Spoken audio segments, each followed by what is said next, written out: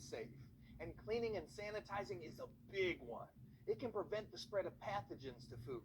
Cleaning and sanitizing will also help control pests, such as insects and rodents, which is good because, let's be honest, gross. But in order to clean and sanitize surfaces correctly, there are a bunch of things you need to know. So let's dive in. First, we'll discuss the difference between cleaning and sanitizing, as well as how and when to clean and sanitize surfaces. We'll also go over how to set up and use a 3-compartment sink, how to use and maintain dishwashers, how to handle garbage correctly, and how to spot signs of pests in your operation. Why is it so important to clean and sanitize surfaces correctly? Listen to the following story. A pregnant woman was rushed to the hospital with abdominal cramps, but even though the staff did as much as they could, the woman lost her baby. Tests indicated that she had gotten sick from listeria, a bacteria linked with deli meat. An investigation revealed that the woman had visited a local deli, and when the slicer was examined, it tested positive for the bacteria. The staff told officials that the slicer was only cleaned twice a week. How awful is that? A woman lost her baby just because a slicer wasn't cleaned and sanitized often enough? It's your job to stop things like this from happening. So you need to know what cleaning and sanitizing is, how to do it correctly, and how often you should do it. First, let's talk about the difference between cleaning and sanitizing. It's pretty simple, really. Cleaning removes food and other dirt from a surface. In other words, the stuff you can see. And there, it's all gone. Or is it? The answer is no, which is where sanitizing comes in. When you sanitize something, you reduce pathogens on a surface so that they are at safe levels. Sorry, little guys, not on our food. Of course, not all surfaces are handled the same way. Some only need to be cleaned, such as floors, walls, storage shelves, and garbage containers. Doing this prevents dust, dirt, and food residue from building up, and customers from being disgusted every time they walk by. But surfaces that touch food must be both cleaned and sanitized. Items in this group include things like dinnerware, pans, knives, and cutting boards. Unfortunately, some equipment may not be easy to clean and sanitize. This is especially true for items that have become worn and cracked, because those nasty pathogens like to hide in all the hard-to-reach places. If you come across items like these, set them aside and tell your manager. Okay, ready to see if you can figure out which surfaces need to be both cleaned and sanitized? How about this wall? Clean and sanitize it? Click yes or no. That's right. The wall only needs to be cleaned because it doesn't come in contact with food. What about these storage shelves? Yep, they only need to be cleaned because the food is in containers and isn't actually touching the shelves. Does this garbage can need to be cleaned and sanitized? Thankfully, that's not right. You got it. Garbage cans only have to be cleaned to prevent dust, dirt, and food residue from building up. How about this pan? Definitely. Because it comes in contact with food, the pan needs to be cleaned and sanitized. Does this cutting board need to be cleaned and sanitized? You're darn right it does. Cutting boards are constantly in contact with food, so they absolutely need to be cleaned and sanitized. All right, you get the idea. Now let's focus on how and when to clean and sanitize things. Before we begin, you should know it's always best to follow the manufacturer's directions and your company policy when using cleaners and sanitizers. And be careful when using them so you don't contaminate food. You know, like when using spray cleaners around food. Check out this video and see what I mean.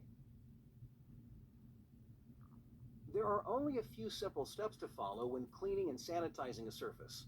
At first, these steps may seem obvious, But they are important to go over because sometimes people forget them or do them out of order, and that can lead to problems. Step 1. Scrape or remove food from the surface. Steps 2 and 3. Wash the surface and then rinse it off. And the 4th and 5th steps are to sanitize the surface and let it air dry. There are specific times when you need to clean and sanitize surfaces that come in contact with food. After you're done using them, anytime you're interrupted during a task and the surfaces could have been contaminated, before you start working with a different type of food, and after 4 hours if the item has been in constant use.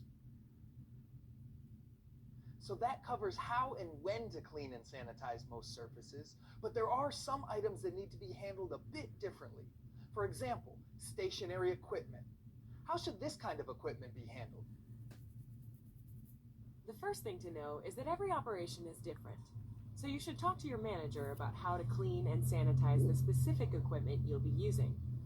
That said, there are still some general steps to clean and sanitize stationary equipment like a slicer. First, unplug the equipment. Trust me when I say you don't want a slicer turning on while you're trying to clean it. Ouch.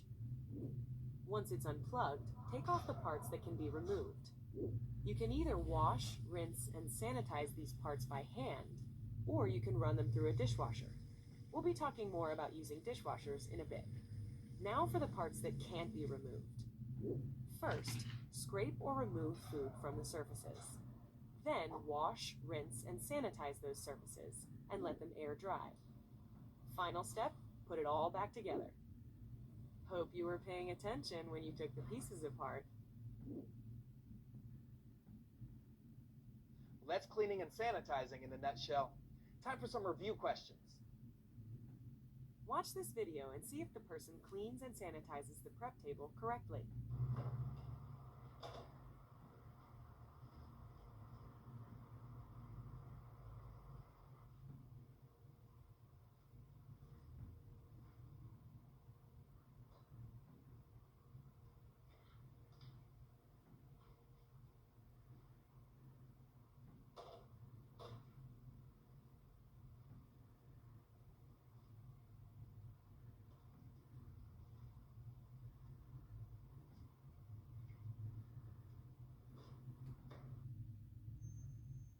Did they do it right? Not quite. You're right. He didn't rinse the table before sanitizing it, and he also wiped it dry instead of letting it air dry. This time, click the photo and listen to the story, then decide whether the equipment needs to be cleaned and sanitized. Click yes if it does, or click no if it doesn't.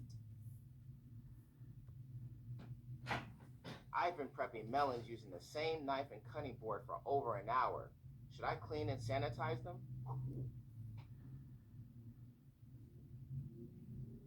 No.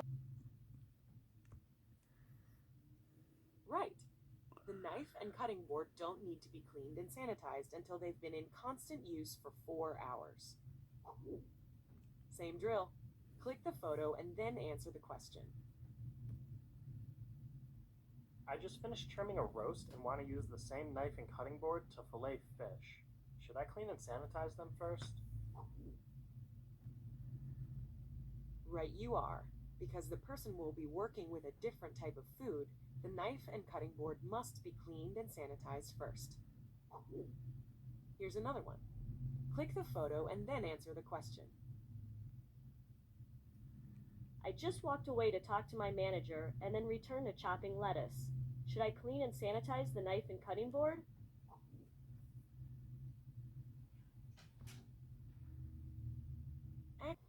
Cutting board? Nice catch. Because this person was interrupted during a task, the knife and cutting board could have been contaminated. To be safe, they should be cleaned and sanitized before continuing.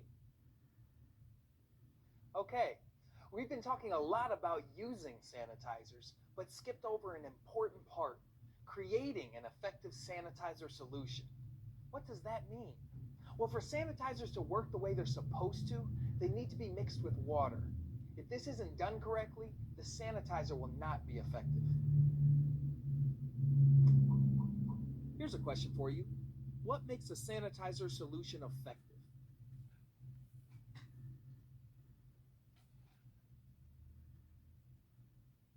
Solution effective.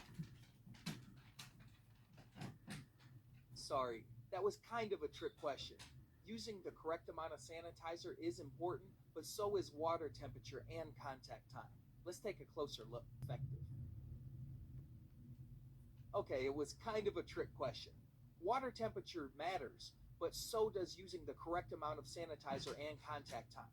Let's take a closer solution effective. Don't hate me for the trick question. Contact time, water temperature, and using the correct amount of sanitizer are all important. Let's take a closer look. Whether you're using sanitizer on equipment surfaces or during dishwashing, the steps are the same. Make sure the water is the correct temperature.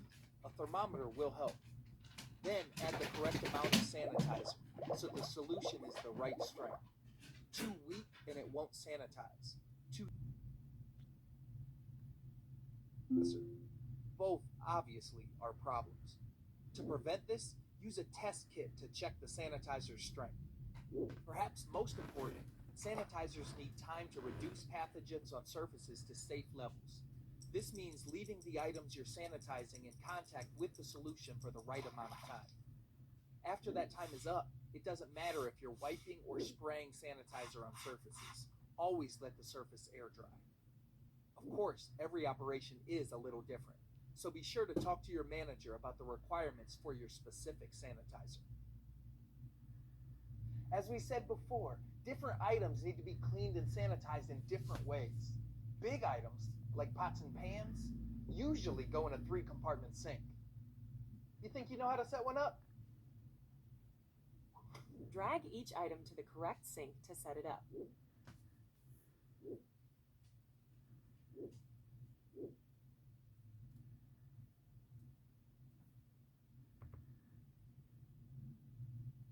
Yep, the cleaning tools aren't for one specific sink, but should be used to clean and sanitize all of the sink area before you start washing dishes. That's always the first step.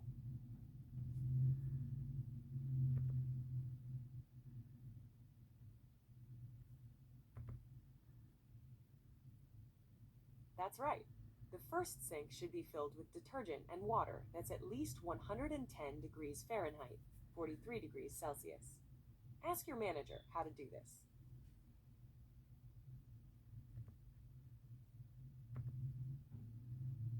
You got it. The second sink should only be filled with clean water to rinse things off.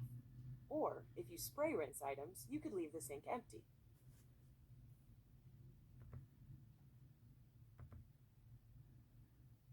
Nailed it! The third and final sink needs water and the correct amount of sanitizer, so be sure to check the sanitizer's strength. Talk to your manager about this. Nice job setting up the sink. Now try your hand at washing this plate correctly by dragging it through each step in the cleaning and sanitizing process in order. Where to start? Here's a hint. You're going to want to scrape that plate before you stick it in the sink. Well done! Lots of people miss this, but the first thing you want to do is rinse, scrape, or soak the plate before washing it. What's the next step?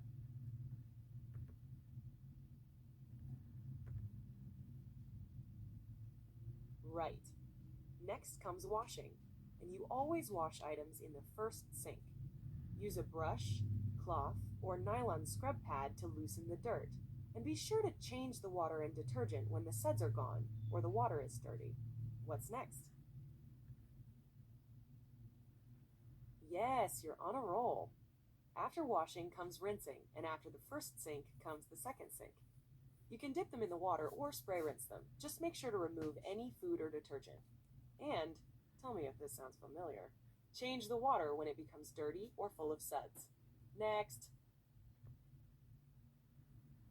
Awesome! Scrape, then wash, then rinse, then sanitize. That's what the third sink is for.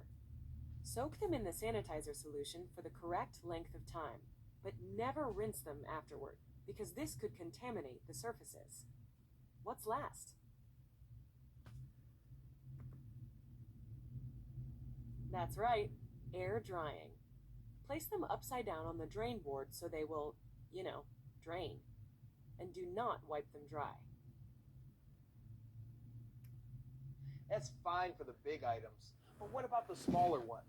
To clean and sanitize small items like tableware and utensils, you can use a dishwashing machine. That sounds simple, right? After all, you probably have a dishwasher at home. Well, maybe so, but if you want to be effective, you should always follow the manufacturer's directions and your company policy. Here are some general guidelines for using a dishwashing machine. First, scrape, rinse, or soak the items you'll be washing. Things with dried-on food, like flatware, should be pre-soaked. Never overload dish racks like someone did here. And always use the correct rack for the items you're washing, such as glass racks for glasses. Finally, load each rack correctly to ensure that the water spray will reach all surfaces. After each load is done, be sure to check every rack for any dirty items and rewash anything that's still dirty. Dishwashers are great, but not perfect, so you have to double check. When drying items, never use a towel. Always air dry. And be sure to check the dishwasher's water temperature, pressure, and sanitizer levels frequently to make sure it's doing its job. If something's not right or you're not sure how to do this, you know who to ask. Your manager. Lastly, be sure to change the water when necessary.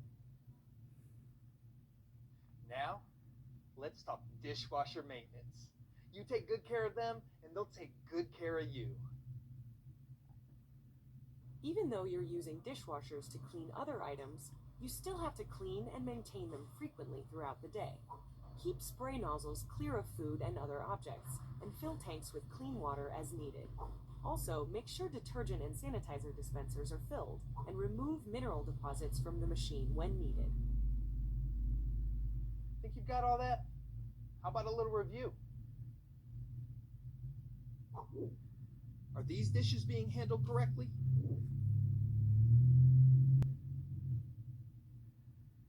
You caught it. These dishes won't be correctly cleaned because the rack is overloaded. How about this? Is the plate being handled correctly? Exactly. Never use a towel to dry items. Dishes should air dry. How about this flatware? It's been paying attention. Always pre-soak flatware before cleaning and sanitizing it. This will help remove dried on food. Now look at these dishes. Correct or not so much? You're right. Dishes need to be rinsed, scraped, or soaked before they can be washed. These need more work. Garbage. Everyone's favorite part of working in the food service industry. If it's not handled correctly, it can contaminate food and equipment, attract pests, and obviously create unpleasant odors. Watch these videos of people handling garbage and see if you can figure out whether or not they're doing it correctly. Here's the first one.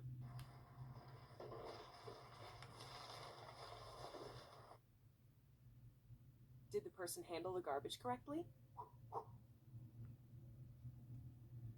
Good, you saw it too. When he touched the prep table with the garbage bag, he contaminated it. Be careful not to touch any food or surfaces when removing garbage. Here's another video.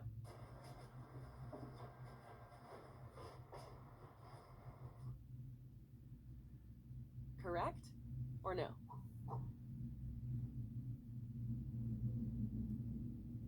I used to think nothing gets by you. Though he's doing a good job cleaning the inside and outside of the garbage container, he's doing it in a food prep area. Never clean garbage containers near prep or food storage areas. Video 3.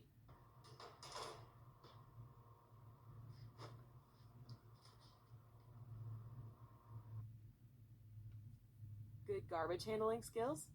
Yes or no? Sorry, yes or no? That's right. Don't leave garbage in a prep area until it's about to overflow. You need to remove it as quickly as possible. Last one for this section.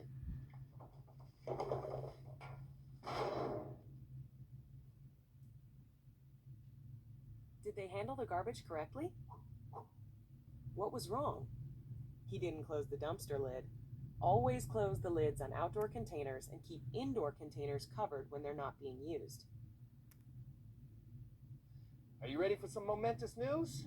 You've reached the last topic for this section, spotting pests. Take a second to breathe it in. Okay. You can continue. Pests. They carry pathogens that can make people sick. Insect parts can even be a source of physical contamination. In other words, they can fall into the food. Ugh. That's why it's important to keep an eye out for any signs of pests. What kind of signs? Droppings, nests, and damage to products, packaging, or the facility. Get your manager if you see any of these things. All right, a few overall review questions about cleaning and sanitizing, and you're all done. Yes, all done. What is true of surfaces that touch food? Oh, this is only part of it. What is true of surfaces that touch food? That be cleaned and sanitized. What's the first step when cleaning and sanitizing a surface? Yes, before washing, rinsing, or sanitizing, you need to scrape or remove excess food.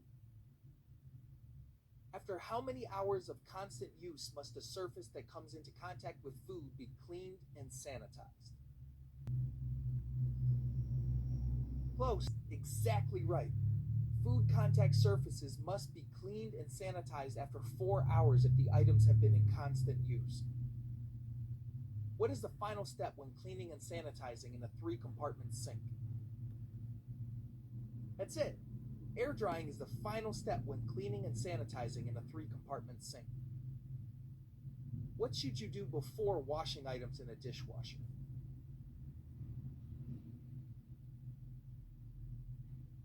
You got it. Before washing items in a dishwasher, you have to scrape, rinse, or soak them. Which of these is a correct practice when handling garbage? Yep. You always want to remove garbage from prep areas as quickly as possible. What 2 types of contamination can be caused by pests?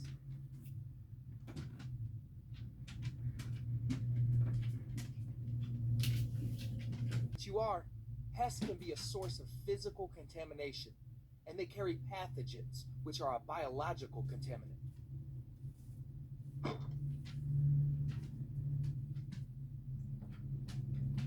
You did it. You got through all 5 modules. The only thing left to do is take the test. And then you have permission to turn off your brain for a bit. Just for a bit, though, because hopefully by now you realize that keeping people safe from foodborne illness is a big job. And now you have the knowledge to do it, which, as we all know, is half the battle. The rest is up to you. Here are the next steps you need to take.